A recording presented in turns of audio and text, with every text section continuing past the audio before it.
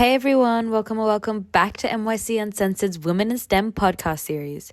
Today I'm joined by Nadya Debeers, a very compassionate and determined data scientist who tells me about the importance of positivity and mentorship within the STEM space.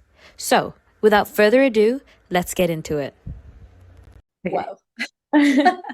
Amazing. Okay, so would you be able to give us a bit of background about your context, your occupation, and what you would say your contributions are to a very male-dominated field? Yeah. So my name is Nadya Debeers. I'm a data scientist at a startup, and you'll have to forgive me. I've had like the most hectic work day. No worries. So I take little questions at a time. My brain is like No so worries. fried. I'll spit it out. So maybe just give us a little bit of context about yourself, and then I'll ask the next one. Yeah, sure. In terms of context, just like who I am as a person Mhm. and cool. So I'm from California. You can probably hear that, but I live in Sydney. And that's because I met my partner while traveling, I think about 8 years ago. We're still together. It's very nice. But essentially, after uni, I knew I wanted to leave the States and then met him and thought, oh, well, Sydney sounds all right. And it's the best. So I'm still here. And I have an undergraduate degree in pure maths, which was really fun, really challenging. I always assumed I'd end up being a teacher because I love to teach. I love a chat. I love maths, but the lifestyle of teaching is just so hectic. And I realized that didn't sound that fun in the end. And I then found a role at kind of something similar to teaching at an ed tech startup. So essentially, it was an online maths textbook. So I was helping write lessons. And so it was kind of like teaching, but to a mass audience. Mhm. And that was really fun. But after about 4 years, I realized that wasn't really tickling my brain anymore. And I love learning, I love being challenged. Mhm. Um, so I wrote down everything I loved on a piece of paper, which was hectic because I love a lot of things. It was maths, logic, chats, food and wine. And out of that emerged data science somehow. So I studied online, became a data scientist, and that's how we got to where we are today. Yeah, amazing. And the next part of the question is, what would you say some of your contributions are to a very male-dominated field, so the STEM field? Yes. So a less gendered contribution, I think it could be applied to either gender, is I bring this intense positivity that feels a bit infectious. I love what I do, and I think that that rubs off. I also just love life. And so I think that I bring that to the table no matter where I go. But in terms of a more like gender specific thing that I bring, I am really, really passionate about accessibility. I think that's inherently more of a female trait. We're generally a bit more nurturing, and I think it kind of slots into that category. But I'm obsessed with making anything anyone wants to learn accessible to them. And that kind of came from my maths background. I found the hardest thing about maths wasn't the maths, it was usually the old white man teaching it in the way that he spoke, as well as the textbooks themselves. That language is so jargon heavy and it's a bit like gatekeepy. So this has sparked a huge passion in me. And it's something that I make sure to bring to work. So if someone wants to understand something, I will sit with them, meet them at their level to help them understand. Yeah, absolutely. I think that's so important. And it's not just, I guess, the awards or accolades that you get. I guess it's the way that you've, I guess, impacted other people and the soft skills that you bring to the table, which are very important things that I guess people kind of tend to overlook, but I think it's very, very important. So on that, what would you say your story was to finding your passion, and ultimately pursuing your chosen career? Yes, yeah. So I accidentally kind of answered that in the beginning, but I'll touch on that again. I have to shout out Mr. Quintrell. He was my year 11 maths teacher. He saw something in me that no one had taken notice of. And I've always loved maths. Even in year two, I was doing some really nerdy stuff. Like I was having competitions to see who could do more times tables. Like it's just so deep. But no one had really taken notice of that. I'm not sure why. But he did, and he saw how much I loved maths. And he just said, you know, you could study this at uni. And I was like, what? Can you? I had no idea at that point. So he is truly the reason I am where I am today, and just a beautiful person. So he kind of got me on the path of realizing, okay, this is something I love. This is something I can do something with. And yeah, from there, studied it, struggled. Maths is really difficult. The theory, the proofs, it's hectic. But because I loved it so much and because I wanted to understand so I could help other people understand, it just really kept me going.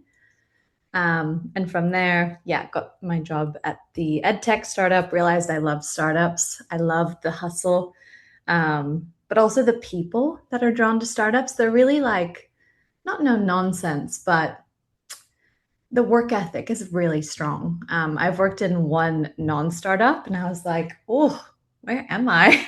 This is not for me. It was also a lot of men. That was part of the issue there, but that's another story. Um, so anyway, sorry, I'm rambling now. Math space, a few other jobs in data once I studied it online, and now I work at a startup once again as a data scientist. I hope that wasn't too rambly. No, Sorry. no, no, it wasn't. It was easy. Right. Don't worry about it. Yeah, Uh, that's actually quite interesting. And I think the fact that you had, I guess, a mentor or someone to look up to or someone who was pushing you was really important. Um, I guess on that, which I thought was quite interesting, is what do you think the importance is of a mentor in informing the way that you chose your career path? Yeah, for me, it was hugely important because I think as human beings, we need some sort of support, right? It's integral.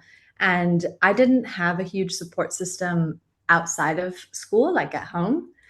And so to be seen by anyone was huge, and to be encouraged by someone was even bigger.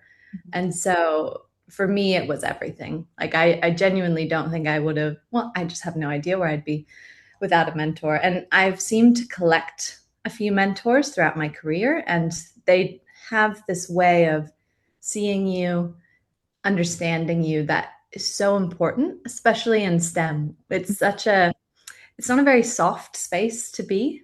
And I think that mentors can add that softness and encouragement um, that we don't usually find in the workplace, especially. Yeah, absolutely. Yeah, definitely. So what would you say in terms of the career that you've pursued, or just in general, as a woman in STEM, what are some of the biggest challenges that you've had to face? Yeah, that's a good question. And when I read this in the notes, it was interesting. I'm a very positive person, and I'd actually never really stopped to consider the challenges of being a woman in STEM. Like I'm aware and I'm in it, so I see it, but I hadn't really considered the impact. But it did remind me, like, oh yeah, when I was in uni, I was often one of two girls in Mhm. a class of 30, which is crazy. Like in hindsight, that's really crazy. Mhm. And it's a strange environment to be in, especially as someone who is a bit softer. Um, and I would say from that underrepresentation, I think that my biggest challenge has been self doubt. I think it's really important for myself and probably lots of other people for their creativity and their best work to flourish. You want to feel understood, you want to feel seen. Think about when you're with a group of friends and you get that feeling of like, oh yeah, they get me and I am excited and I can like, you have this confidence that emerges. And by not feeling seen, by not feeling like you're in an environment that understands you, I think that can lead to self doubt. And I think very related to that feeling of self doubt can be a feeling of not knowing enough. I think that because we have to not, I feel this less and less, but especially when I was younger, I felt I had to prove that I was also uh, should have a seat at the table, Mhm. right? Like, you're sitting in a room with 28 men, you're one of two girls, you kind of feel like you need to prove that you should be there as well. And with that, I think there's this feeling of like, oh, I'll never know enough. I can never catch up, especially in data science. It's an ever evolving field. You'll never know everything. It's impossible. You can try, but it would just be crazy. So I think there's a feeling of never knowing enough as well to prove your worth that I've experienced. Yeah, I'd say those are my two biggest challenges. It also reminds me, Mhm. just a side note, of this interesting thing I read once. Maybe you've read this as well. I can't remember where it was. It was something about applying for roles, and that when a woman reads a job description, they'll apply if they meet like 8 out of 10 of the required criteria, whereas a man might apply if he meets one or two. Don't quote me on the numbers. I can't remember where I read this, but I feel like that perfectly represents what I'm saying. It's like this feeling like, oh, this isn't for me, so I'm not qualified. Whereas as a man, you're like, yeah. Anyway, I hope that makes sense. Yeah, absolutely makes sense. And I think there's, I guess, some innate nature in females, I guess, to have that idea of perfectionism, or like striving to be the best they possibly can be. And I've spoken to other females, and a lot of the times they, I guess, have brought up the issue of imposter syndrome and feeling like they don't fit in or they're not, I guess, good enough. And I think that's a very interesting concept to touch on. Mm. But going onwards. So as you said, you are a data scientist, and I saw on your LinkedIn that you work at Nuture Cloud. What would you say made you realize this was the role for you or the position? And I guess what are you able to do in this role that I guess excites you? Yeah, so I would say quite early on, even before Nurture Cloud, I'd say when I was studying data science online, I came across the thing that excites me the most.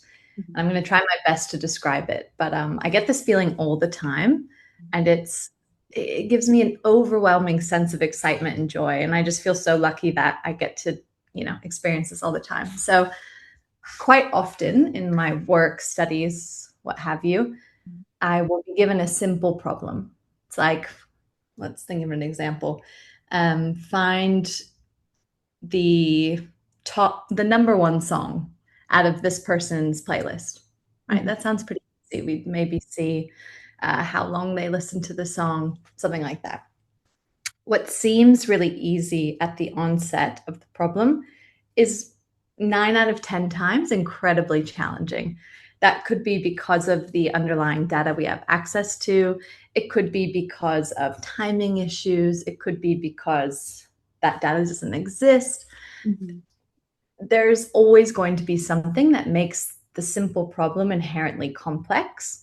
Mhm. So you then take that complexity, work through all of these fun side tangents, and then bring it all together to reproduce something simple once again. Not reproduce, but rather package it up in a way that's simple. Mhm. So my constant workflow is simple, incredibly complex, simple. And I find that so satisfying. I can't explain why I love when a simple thing is complex, Mhm. but it really is so exciting and fun. Um, so that is probably the main reason why I've realized this career is for me, this overwhelming excitement I have about this day-to-day workflow, as well as just the endless knowledge that I can consume. I love learning. Like I will always be learning. And data science is always evolving, but it's also like the most vast field of all time. So I can just go to school forever, or the school of YouTube, whatever you want. And I love that. So I get really excited about that. Yeah, that's really, really interesting though. And I think being curious is also a really, really exciting thing. And it definitely, I guess, broadens how many fields you can go into. And I think sometimes the curiosity can, I guess, get to you because you're curious and there's so many things available to you, especially in like such a digital world today, that I guess Mm. it's hard to, I guess, narrow down on. But it's really great to be able to find that passion and I guess look back knowing that you made the right decision. Um, yeah, Exactly. so my final question to you is if you could speak to your younger self or speak to the a room full of women aspiring to go into STEM fields, is there any advice or words of wisdom you would give them? And if so, what would it be?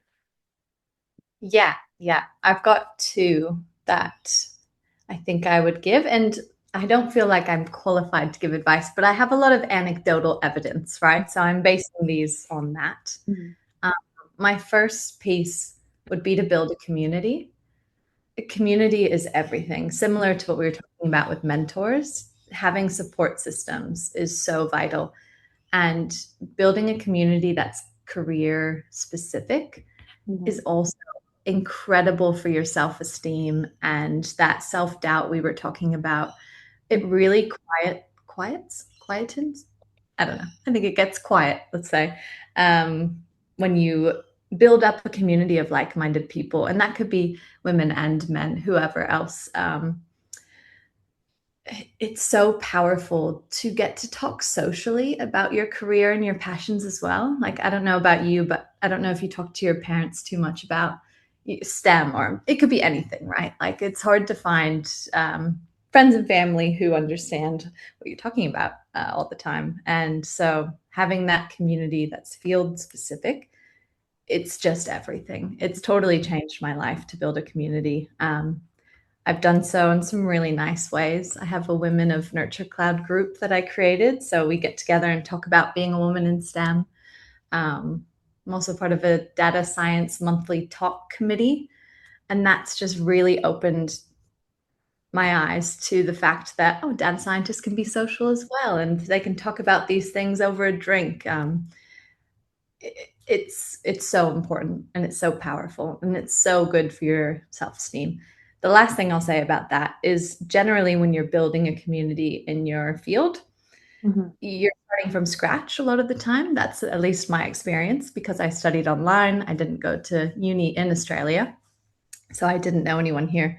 So I was just cold messaging on LinkedIn, which is, it's a crazy feeling. But once you start doing that, that is a very powerful thing to unlock, realizing that you can kind of control your destiny, so to speak. And it just takes a bit of bravery. Mhm. Um, that opens a whole nother beautiful thing for your self esteem. And yeah, hopefully that makes sense.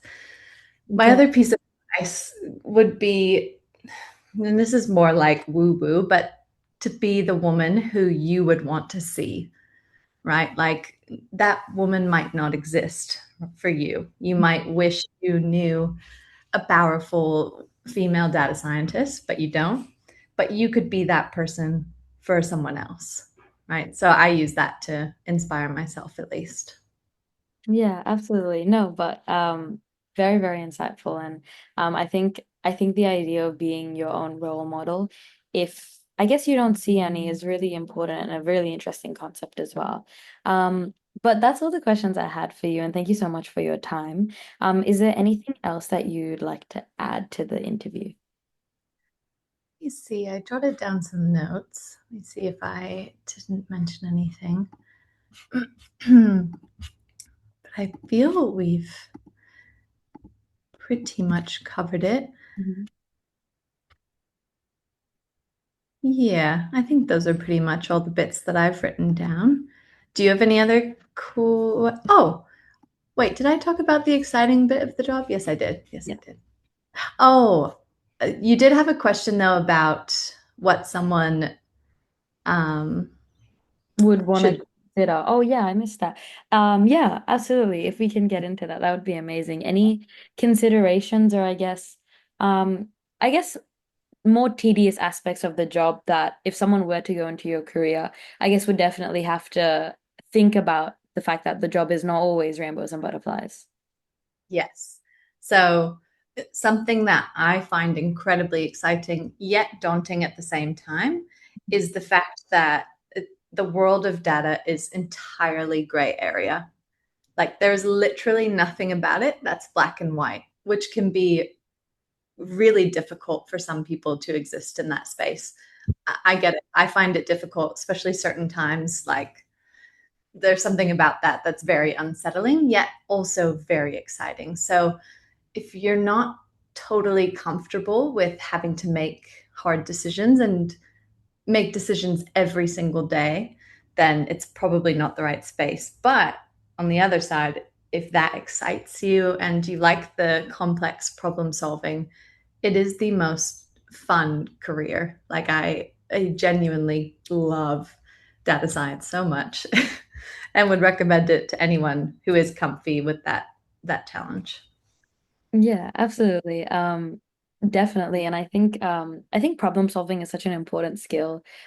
Because I feel like especially my generation have become like I guess very passive in the way that we consume content or try to learn because of AI. And I think the idea of problem solving and I guess being curious about what you're learning is very important and something I'd want to carry on doing and carry on to the next generations, especially when we're getting into that all of that AI. But yeah, that was all the questions I had for you. Is there anything else you'd like to add? Um, well, I am intrigued by what you've just said about learning and AI and the use of it in that. 'Cause Mhm. it's something I've been thinking about so much lately. I use AI every day, Yeah. like a lot. Mhm. I'm a power user, you could say, and I love it. But it does intrigue me the differences in the styles of learning. Like that will emerge naturally because of it. Even with Google putting, Gemini response at the top of the page, there's something about the digging through a textbook or even just Google Mhm. that that actual like extended effort. It'll be really intriguing to see like if people are just going to learn in the same way, if they'll absorb information as much. Mhm. Who's I'm not sure what will happen with that, but it's a really interesting thing to consider. Yeah, absolutely.